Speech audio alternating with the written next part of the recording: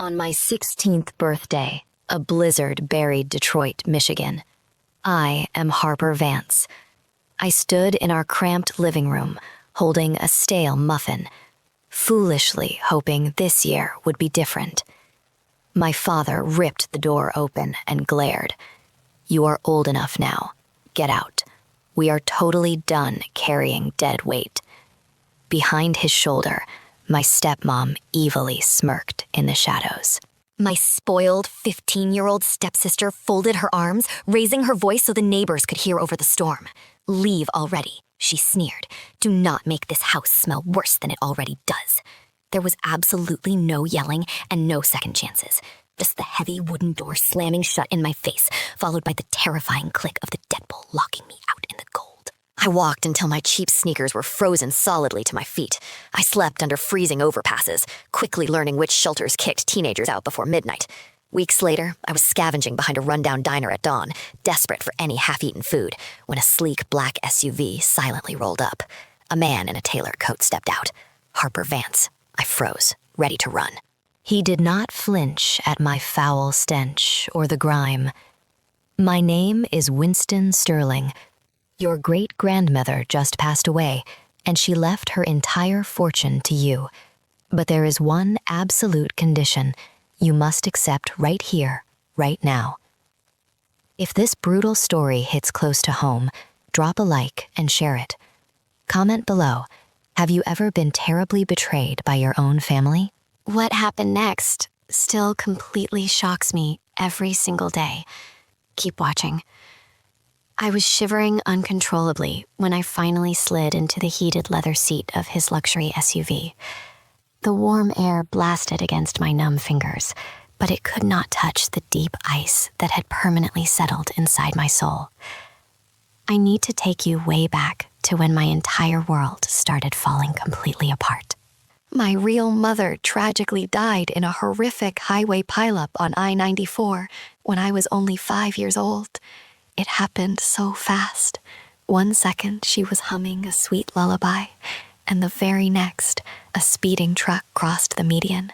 I still remember the harsh bleach smell of that hospital hallway when my dad walked out, squeezed my small hand, and coldly told me she was never coming back. Barely 8 months later, he brought Brenda home. She smiled way too wide, hugged me far too tightly, and unpacked her endless boxes before Mom's grave settled. Exactly 10 months after that cursed moving day, Chloe was born screaming. From that exact moment forward, I officially became the leftover burden in my own house. Brenda never physically hit me. She was far too calculating for that. Instead, she systematically made sure I did not belong. I had a different last name on the first day of school, much stricter rules, and a completely different miserable life. My dad completely changed as well. At first, the signs were relatively small. He would stay up incredibly late on the computer after his long shift, his eyes constantly bloodshot, claiming he was checking scores. Then his weekend overtime completely vanished. After that, the brightly colored credit card collection notices began piling up on our kitchen counter like toxic, inescapable trash. I discovered much later that he was frantically chasing massive losses on illegal offshore gambling websites. He was desperately borrowing cash from one maxed-out credit card just to pay the minimum balance on another. He even took secret weekend trips to underground casinos across the state line to pull sketchy cash advances. By the time I turned 12 years old, my childhood home felt like a suffocating, shrinking prison cell. Aggressive debt collectors relentlessly called our landline during dinner. Sneaky repossession tow trucks slowly circled our neighborhood block. Brenda started viciously whispering. She claimed I was the sole reason their money was so tight, simply because Dad still financially supported me. Chloe picked up on this toxic hatred incredibly fast. She would purposely bump into me in the high school hallways, loudly hissing the word mistake for her friends to laugh. My dad permanently lost his only job right after my 15th birthday. The local hardware store went bankrupt. Absolutely nobody was eager to hire a shaky 50-year-old man with a disastrously ruined credit report. The screaming matches got violently loud. Brenda shrieked endlessly about the terrifying foreclosure notices taped to our door. My dad furiously screamed right back that he was incredibly close to hitting a giant jackpot. I quickly learned how to completely disappear and become a ghost. I kept my cheap headphones firmly glued to my ears and hid out in the public library until they physically locked the doors. Then came my tragic 16th birthday. Brenda randomly texted me during last period. "Come straight home right now. We have a very special surprise party waiting for you." I foolishly felt a tiny, pathetic flutter of real hope. I should have known much better than to hope. I cautiously walked inside, finding the living room pitch black, except for one pathetic candle jammed into a squashed clearance cupcake. My dad, Brenda, and Chloe stood in a creepy half-circle, wearing matching dead expressions. There were 0 friends and 0 balloons, just a threatening legal envelope and 2 heavy-duty black trash bags fully stuffed with my clothes. Brenda happily spoke first. Her voice dripped with sickly sweet poison. "We simply cannot keep doing this anymore, Marcus. The angry bank only gave us 30 short days. We are forced to sell the house immediately." My dad cowardly refused to even make eye contact with me. "You are officially 16 now in Michigan," he muttered. "You are legally old enough to survive completely on your own." Chloe maliciously rolled her dark eyes. "We even graciously left your cheap toothbrush in the bag," Chloe snickered. "You are so welcome." I stood completely frozen, tightly gripping that stupid smashed cupcake while the melting candle heavily dripped burning wax onto my knuckles. I did not feel the painful burn. I just heard Brenda coldly command me to take my garbage and leave. "Do not ever come back. We are changing the locks tonight." I grabbed my bags, walked directly into the raging blizzard, and never once looked behind me.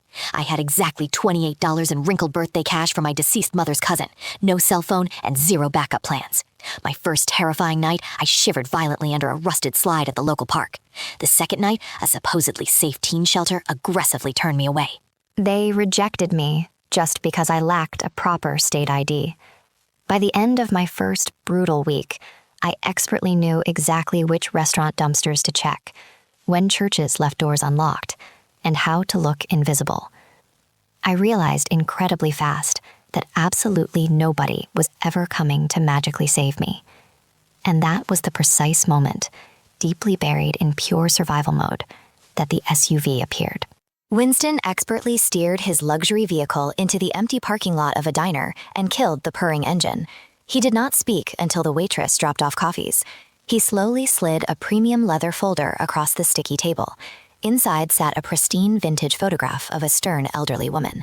"This is Eleanor Sterling, your great-grandmother. She passed away 10 days ago at age 92.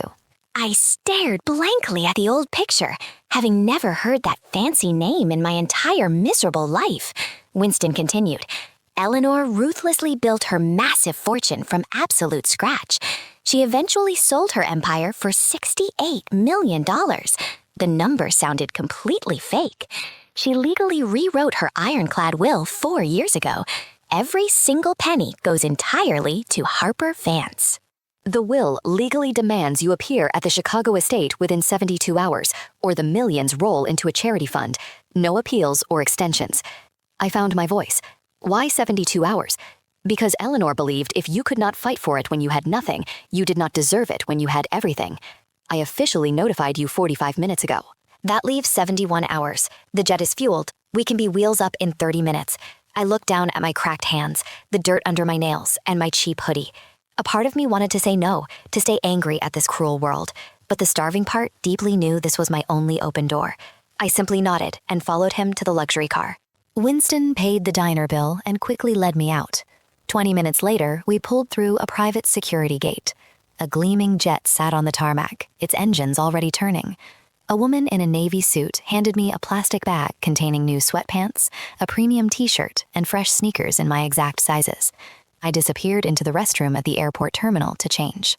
I peeled off weeks of thick street grime under a boiling hot shower and walked out feeling like a completely different person. When I stepped onto the plane, the flight attendant locked the heavy door behind me. Winston took the seat across the aisle and handed me a thick legal binder. "Read the trust summary on this flight," he instructed. We will land at the Chicago airport very soon." The jet climbed fast. The frozen city disappeared beneath the heavy clouds, and for the first time in weeks, I was not shivering. I opened the binder. Page 1 was a personal letter in Eleanor's own handwriting. To my great-granddaughter, Harper. If you are reading this, you already know what it feels like to be ruthlessly thrown away. I did too. Kicked out in 1943. I had nothing but the clothes on my back. I swore if I ever made it, I would give one person the exact same chance I never got. That person is you. But absolutely nothing is free. You will see the rest when you get here. Come quickly. I traced the faded ink with my trembling finger. The plane banked west over Lake Michigan, and the glowing city lights of Chicago started to sparkle. 71 hours left. I was not going to waste a single minute. The plane touched down while the Chicago sky was turning pale pink. A black Mercedes waited on the tarmac. Winston did not waste words. He opened the rear door, and we rolled through the city. 20 minutes later, the car turned through wrought iron gates and climbed a long, winding drive, lined with ancient, snow-covered oaks. The grand house appeared like something out of another century. 3 stories of solid limestone, wide porches, and massive chimneys. Inside smelled of lemon oil and old books. Winston led me up a sweeping staircase and down a hallway lined with black and white photographs of steelworkers. At the very end was a heavy oak door. He keyed in a security code, pushed it open, and stepped aside. The study was exactly as Eleanor had left it. A hospital bed sat completely dark in the corner. Her mahogany desk faced floor-to-ceiling windows overlooking the water. On it sat a single silver laptop. Winston pressed play. The screen instantly filled with Eleanor Sterling at 92. She had thin white hair and oxygen tubes in her nose, but her emerald eyes were still blazing with fire.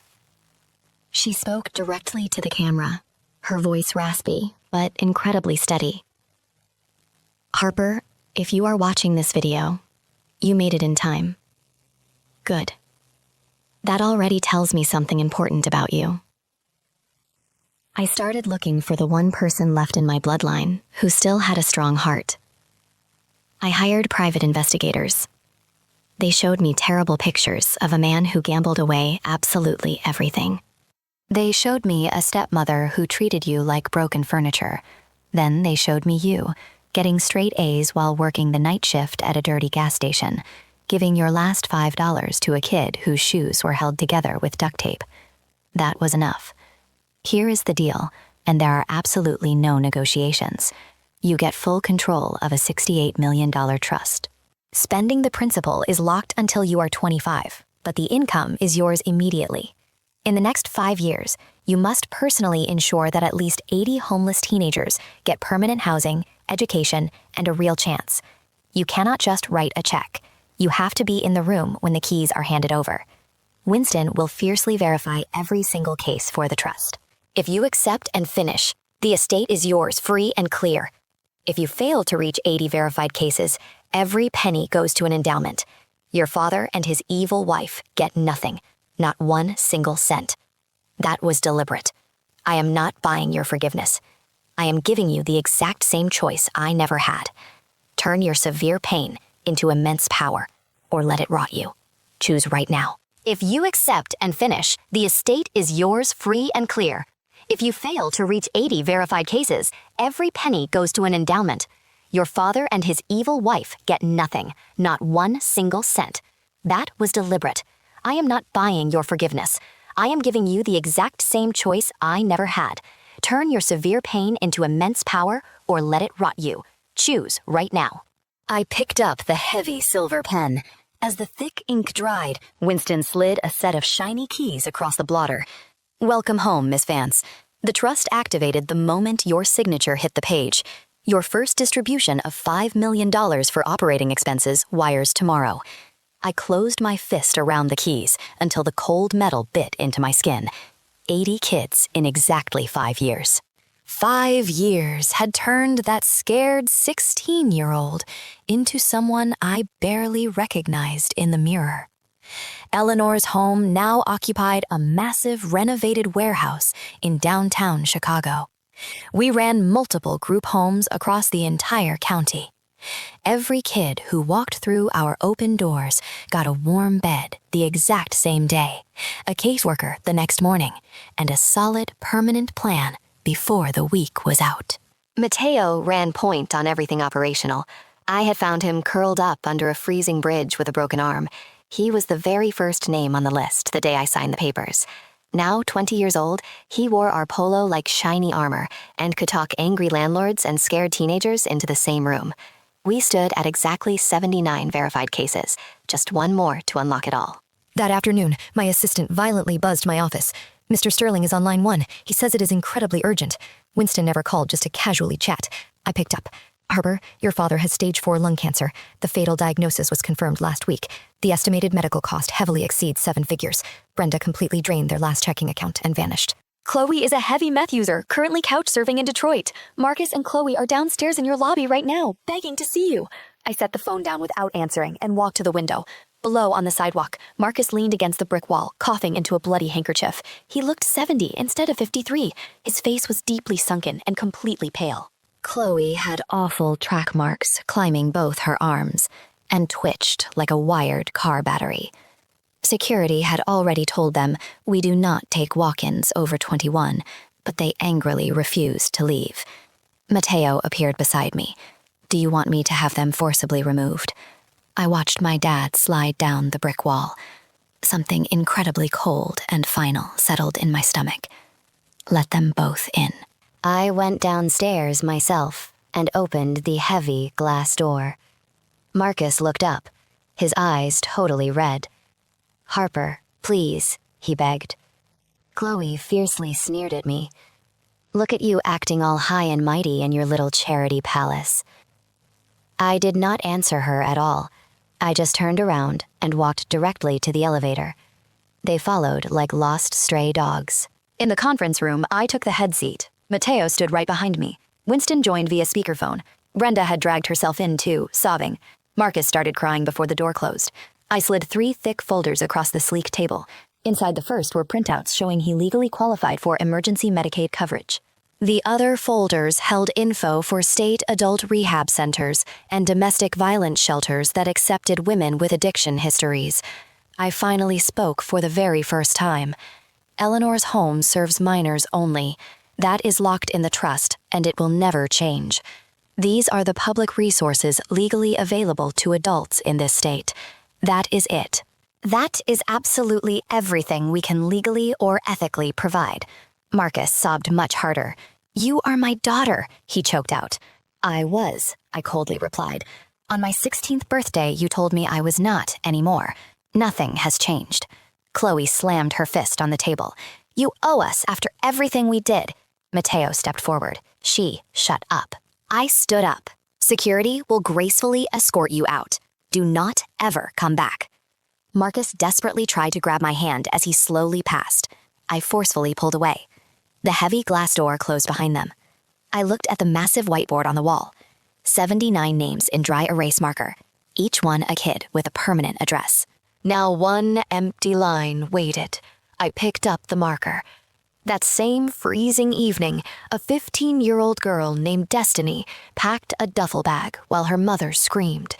Destiny texted the crisis number we keep on every city bus shelter.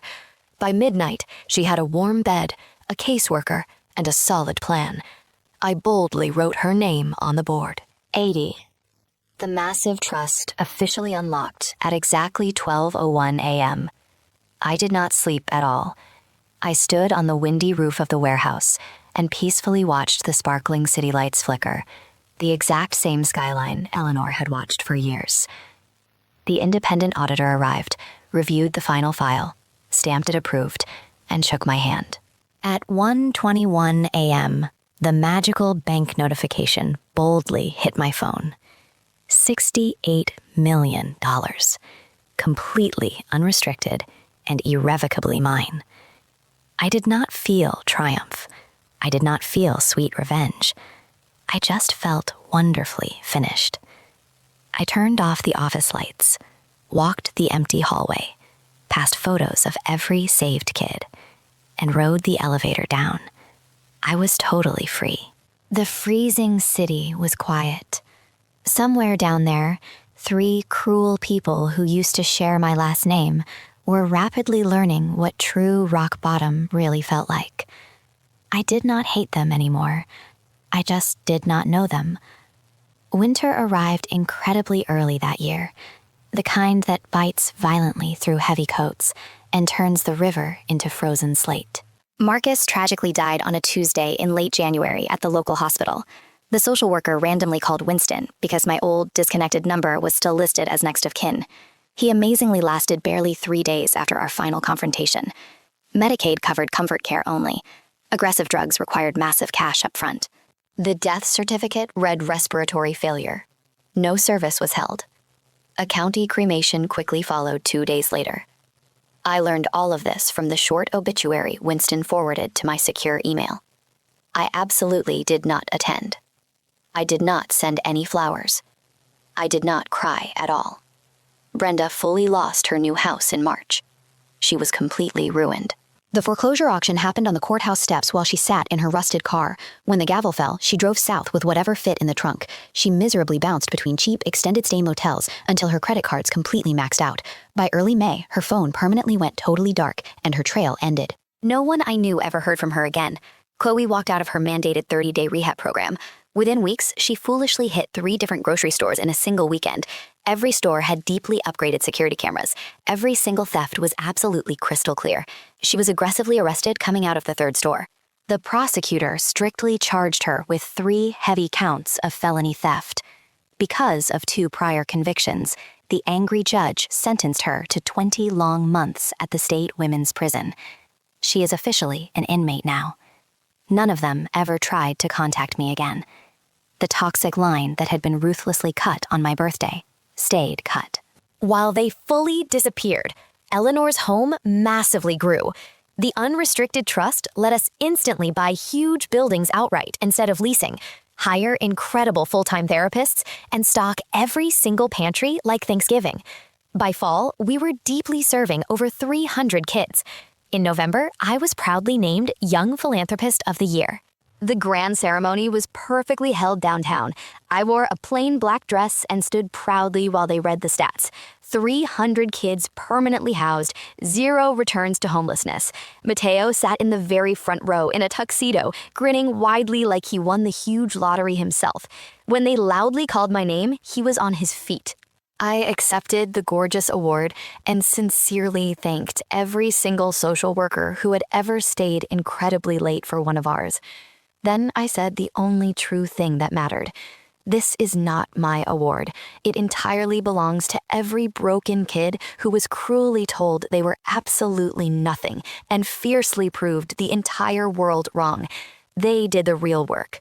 Later, a reporter boldly asked if I felt totally vindicated. I deeply thought about the empty chair where a father should have sat, about a mother who vanished, and a sister behind heavy bars. No, I answered. I feel free. A massive winter gala later took place at the luxury convention center, the ballroom brightly lit by thousands of beautiful tiny lights. I stepped entirely forward. 7 years ago, I was thrown out with a trash bag of clothes and barely $20. Tonight, I formally gain a new family I specifically chose, and who chose me back. I legally adopted Mateo. He is my beloved son, and every single kid we have comprehensively helped, they are entirely mine too. I am the luckiest mother alive. I previously used to think cold revenge would feel incredibly sweet. It does not. Absolute freedom feels sweet. Pure love feels sweet. Mateo grinned brightly through his happy tears, leaned intensely close to the heavy microphone, and confidently said the wonderful words that totally finished me. Can we safely go home now, Mom? Yes, baby. Let us definitely go home.